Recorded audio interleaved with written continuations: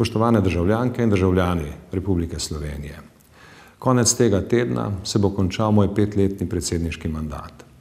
Zahvaljujem se vam, da ste mi pred 5 leti s svojo odločitvijo omogočili služiti vam, spoštovane državljanke in državljani, in naši državi.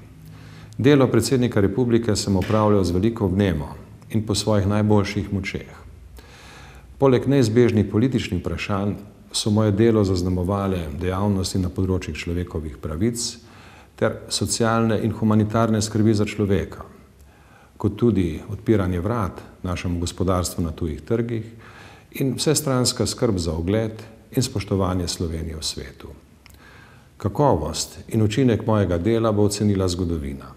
Prepričan pa sem, da bo ocena pozitivna, takšna, kakršno je bilo tudi moje razumevanje funkcije predsednika Republike. Slovenski javnosti sem hvaležen za pozornost mojim prizadevanjem in za to, da sem ves čas užival visoko podporo v javnem mnenju, tako rekoč vseh 5 let najvišjo med vsemi slovenskimi politiki. Poslavljam se od predsedniških dolžnosti z dobrimi občutki in ostajam aktiven državljan, ki mu je mar za njegovo domovino.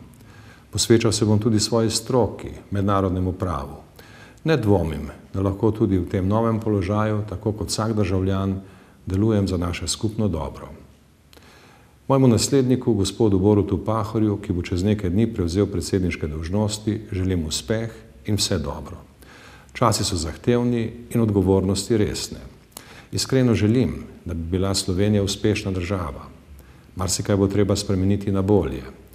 Predvsem pa bo treba doseči, da bo izvršna oblast v Sloveniji strokovna in učinkovita, da bo spoštovala načelo vladavine prava in človekove pravice, ter da bo bolj povezana z resničnimi interesi državljank in državljanov in s potrebami našega vsestranskega, humanega razvoja. Spoštovane državljanke in državljani, čez nekaj dni se bodo začeli prazniki. Dovolite mi, da vam ob tej priložnosti želim vesel Božič in srečno novo leto.